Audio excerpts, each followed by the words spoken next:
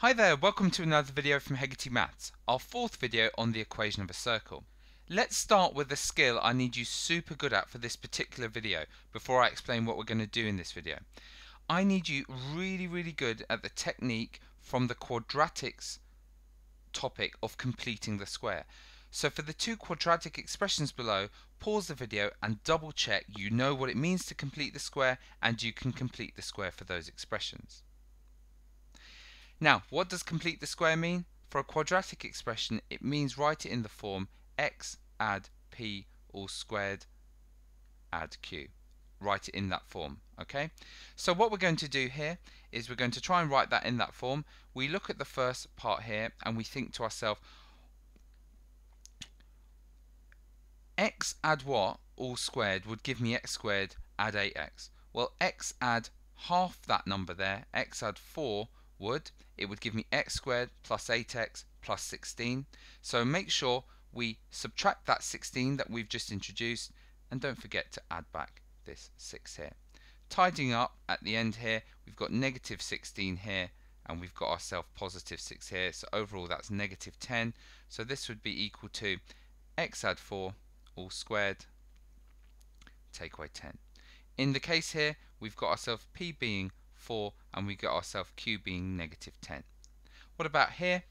Well, we would have a bracket there and squared, and we would half that number there and we would say x subtract 2 all squared.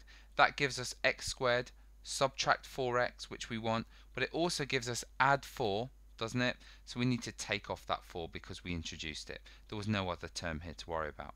And in this particular case, p is negative 2 and q is negative 4, and that's completing the square. Now if you're looking at that and thinking I don't know that, you must go back to your building blocks and sort this out before proceeding. Alright, next thing about circles. Now we should all know that the general formula for the equation of a circle with centre AB and radius r is x subtract a all squared add y subtract b all squared is equal to r squared. And suppose I gave you a particular example of that, x subtract 2 all squared add y add 3 all squared is equal to 64. Would you be able to state the centre and radius for me? Pause the video and double check you can.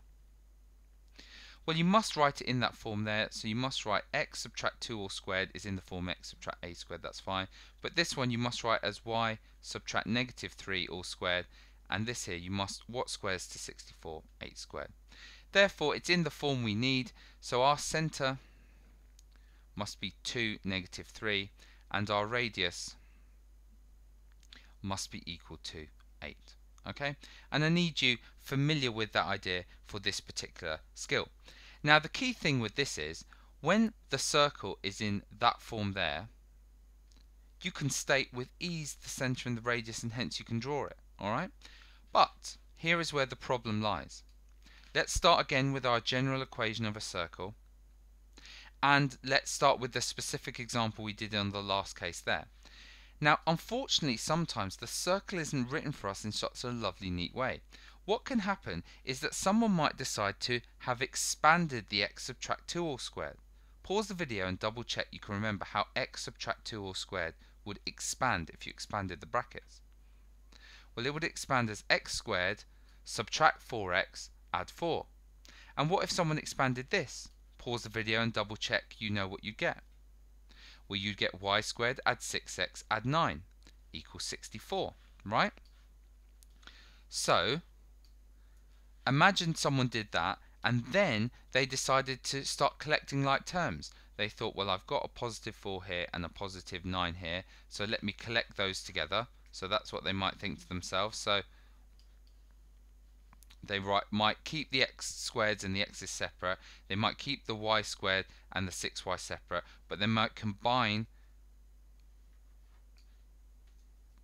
the 64 as well by subtracting 64 off both sides. If they did 4 add 9, which is equal to 13, and then take away 64, they'd get negative 51 on the left hand side equaling 0.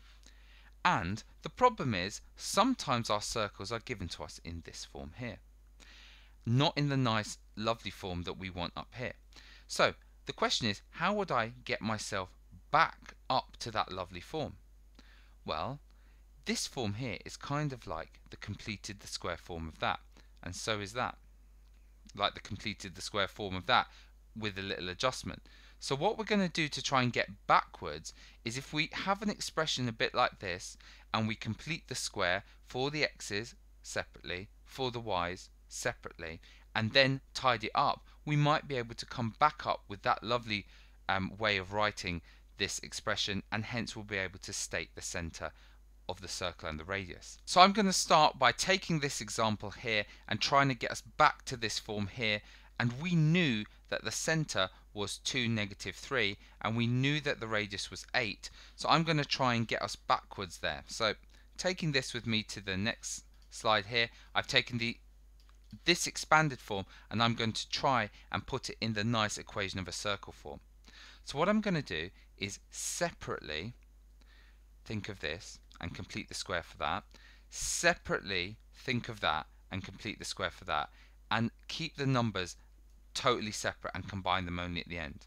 So let's complete the square for this. This would be x, half that number, subtract 2, all squared. Think what you get when you do that. You get x squared subtract 4x. I want x squared, I want subtract 4x, but I get positive 4, so let me take that 4 off. So I've completed the square there. Let me do it for this part here, and I'm going to get add, well, I'm going to have brackets y add half positive 6, which would be 3 squared, and that would give me y squared add 6y, but it would also give me positive 9, which I need to subtract away, so that completed the square. And don't forget, you had this -51 is equal to 0. Now we can do some tidying up. Now we can say -4, -9 and -51 is going to be -64. So we could rewrite this as x subtract 2 all squared add y add 3 all squared subtract 64 is equal to 0. Adding 64 to both sides, you get x subtract 2 all squared add y add 3 all squared is equal to 64. And writing it in radius form, we could have x subtract 2 all squared add y add 3 all squared is equal to 8 squared. And hey presto, that there is our radius. Got it? And from here we know that 2 and -3 would be my center. Okay, so that's what we're practicing in the following other examples. Right, let's have a go at another one. Pause the video, check you can do. Okay, I'm going to complete the square here, then I'm going to complete the square for the y's, and then I'm going to collect up like terms and put it in the equation of a circle form. Completing the square here, I would get x subtract 1 all squared take away 1. Completing the square here, I would get add y add 2 all squared take away 4, and don't forget I've got the take away 11 here, and it's all equal to 0. Now I'm going to collect like terms, so I'm going to collect -1, the -4 and the -11, which is obviously going to be -16. So tidying that up, I would get x subtract 1 all squared add y add 2 all squared take away 16 is equal to 0. And then what I'm going to do is add 16 to both sides. Finally, I'm going to put it in nice equation of the circle form. Remember, x subtract a all squared plus y subtract b all squared is equal to r squared. So that would be x subtract 1 all squared plus y subtract -2 all squared is equal to 4 squared.